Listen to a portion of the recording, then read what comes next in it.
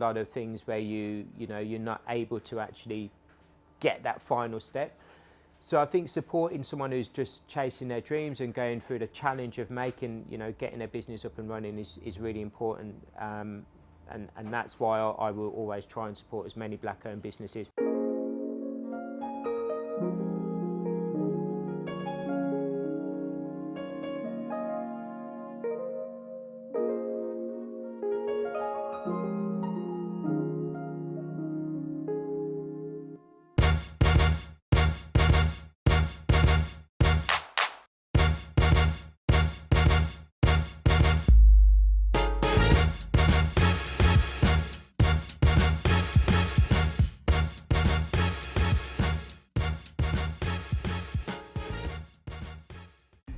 My name is Deano Moncrieffe. I am the owner of Hacha Agaveria's two venues, one in Dalston and a new one that's just opened in Brixton.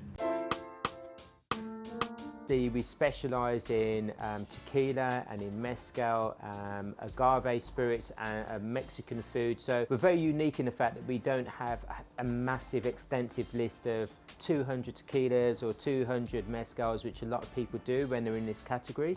We keep it very niche, so we only have 25 different agave spirits that constantly change and rotate and evolve. And what we do is something very unique, is that we have a flavour enhancer which we serve with every spirit that we've got. So imagine tequila being served with peanut M&Ms or a mezcal being served with Milky Bar buttons. We make it quite fun, but all of it is to try and help you understand the different flavours of the spirits that we use.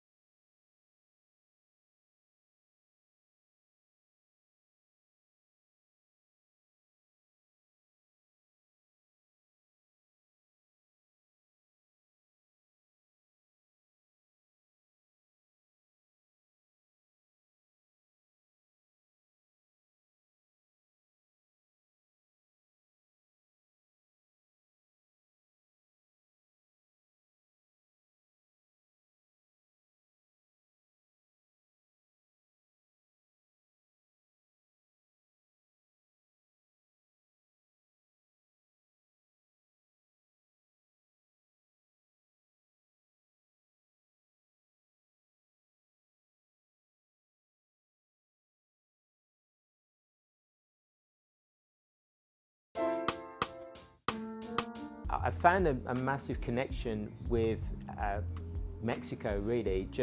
I've visited Mexico maybe about 7-8 times, and every time I went, there was something just pulled me towards the community, a sense of community that's there, the amazing people that are there, the cuisine, the romanticism of the agave plant being in a field and the way that it's harvested after so many years to become an amazing spirit.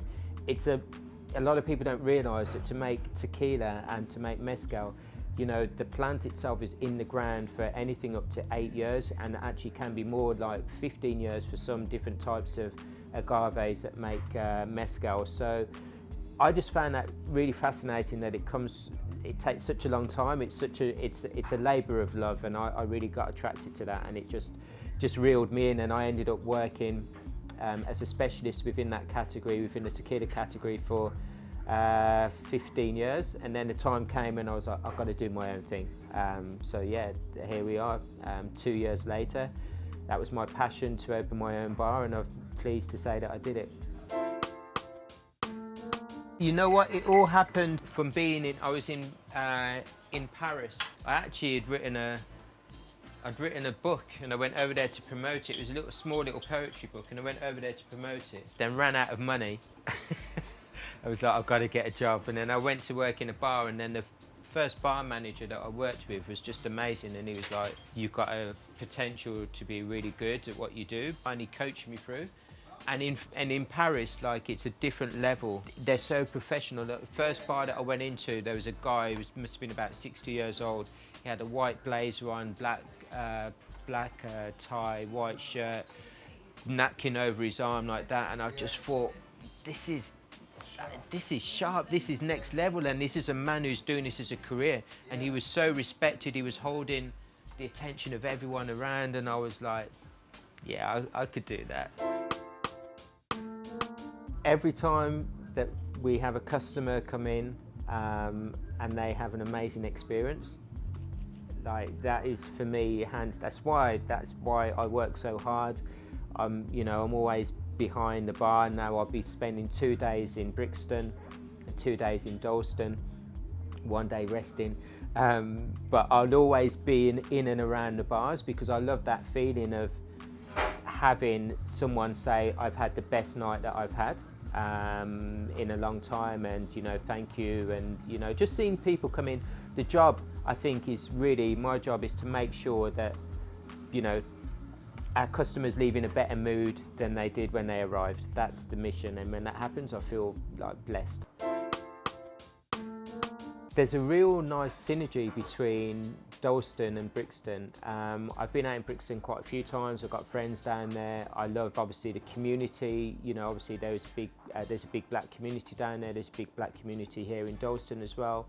But also, more than that, there's a real sense of, you know, exploration and people wanting to try new things. And it's quite a diverse group, a lot of people from different backgrounds, which I really like. You know, our chefs are Mexican chefs, and they are an amazing sort of part of what we do, and they have their own sort of cultural ideas as well, and they find it really fascinating and amazing and inspiring when they walk around and go to Ridley Road Market, or they go down to Brixton Market. They can find new sources of inspiration for their food as well. So that is part of the reason, but it just felt like the right places for me to be was Dalston and Brixton.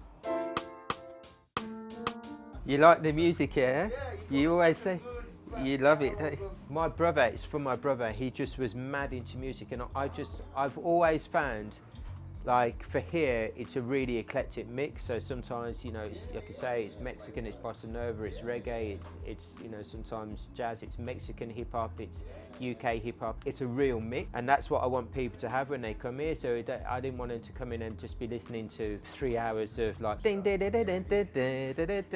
know, it's got to be something that represents here as well. Like, so when people come in, they go, yeah, that's a heavy tune, and they know what it is. We get a lot of people asking about the playlist here, and that makes me happy, because I'm adding to it every day.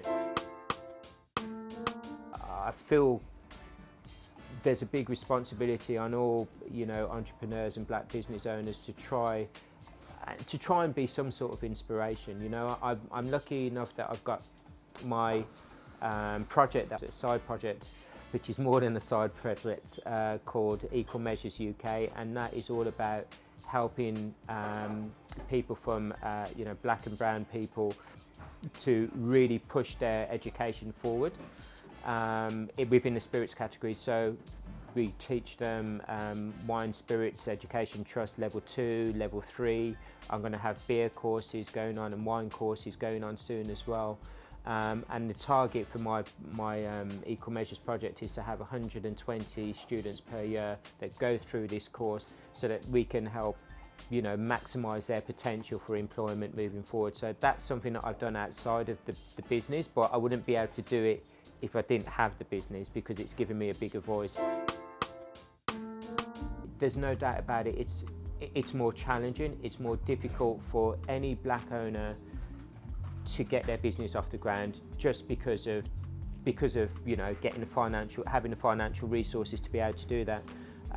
Most of us would have to either have an amazing business plan that the bank manager goes yes 100%, and a lot of us would have gone to bank managers with amazing business plans, and the bank manager or the key decision maker who's going to help you get your business off the ground says no.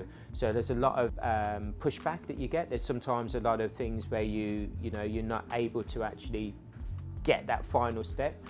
So I think supporting someone who's just chasing their dreams and going through the challenge of making, you know, getting their business up and running is really important. And that's why I will always try and support as many black-owned businesses, because I know just what a struggle it is. I opened here I literally took my life savings and invested it in here, and that was it's quite a nervous moment, because you know, when you're remortgaging and stuff, it's a bit of a yeah, one of those moments you go, is this the right thing? But that's why I did it. Deano Moncrieffe, I am black owned London.